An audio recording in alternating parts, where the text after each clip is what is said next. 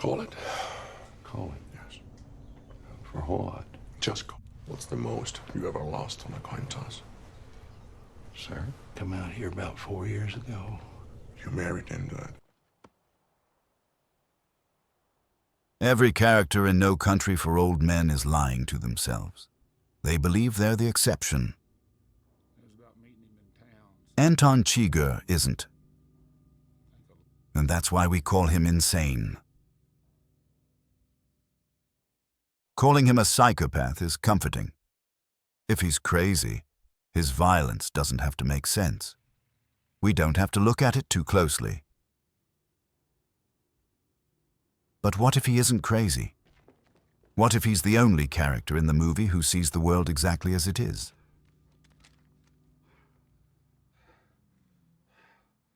This isn't a movie about good and evil. It's a movie about denial. And Anton Chigurh isn't the villain. He's what happens when denial finally meets consequence. Everyone in this film is living inside a fantasy. Anton Chigurh is the force that ends it. He isn't a villain trying to win. He's an agent of consequence. No Country for Old Men is not a crime story. It's not a chase.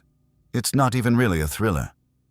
It's a film about people refusing to accept the world they live in. Each of the main characters believes a different version of the same lie. They believe the rules will bend just this once. Anton Chigurh doesn't share that belief. He doesn't think the rules are unfair. He thinks they're absolute.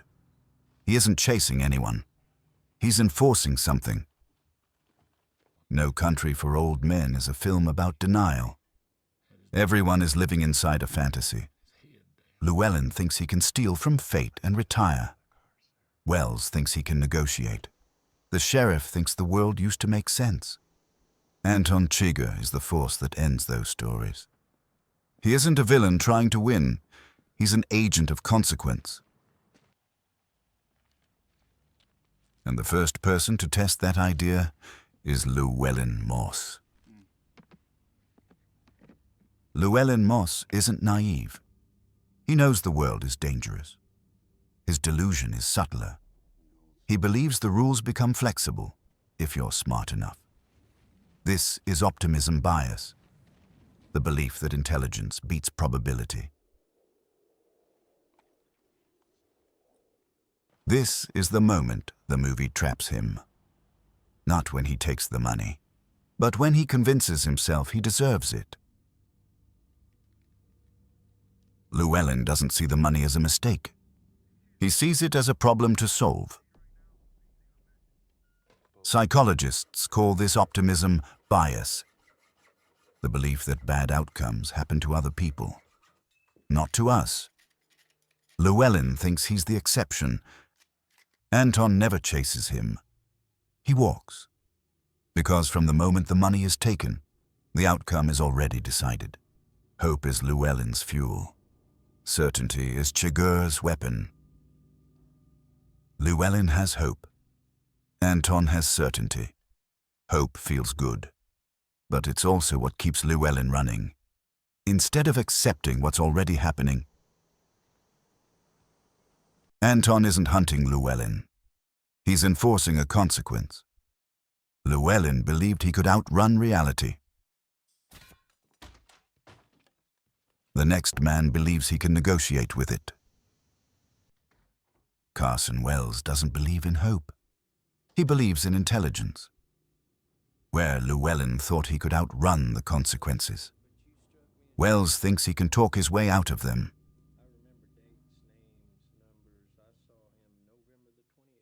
Wells understands the game. He knows who Anton Chigurh is. And that's exactly why he thinks he has leverage. Wells believes awareness equals safety. That knowing the rules means you can bend them. This is cognitive dissonance. When reality contradicts your worldview, and instead of adapting, you try to negotiate with reality itself. Wells offers money. He offers logic. He offers professionalism. Anton offers him a question. Let me ask you something. If the rule you followed brought you to this, of what use was the rule? This isn't a threat. It's a diagnosis. Anton is telling Wells that the system he trusted, money, intelligence, social rules, doesn't exist anymore. This is the exact moment Wells understands. Not that he's going to die, but that nothing he believes in has any power here. By the end of the film, there is no one left who believes they are special. This moment is not punishment. It's proof. Anton does not scream. He does not curse fate. He does not ask why. He adapts. Pain to him is not unfair. It is simply the cost of existing.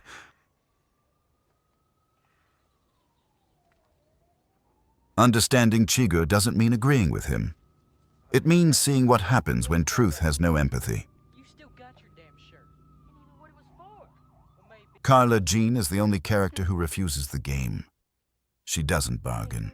She doesn't run. She doesn't pretend. Most people believe Anton kills her because he wants to. That's wrong. Anton gave his word. And to him, a word is not a promise. It's a law. If he lets her live, then every rule he ever followed collapses. And he becomes just another man making exceptions. This is stoicism without mercy. Acceptance without hope. Order without meaning. Anton survives. Not because he deserves to, but because the world doesn't care who deserves what. And that's why the ending feels wrong. Not because it lacks justice, but because it refuses comfort. Anton Chigurh is not a monster. He's a filter. He removes every illusion the movie builds. The illusion of control.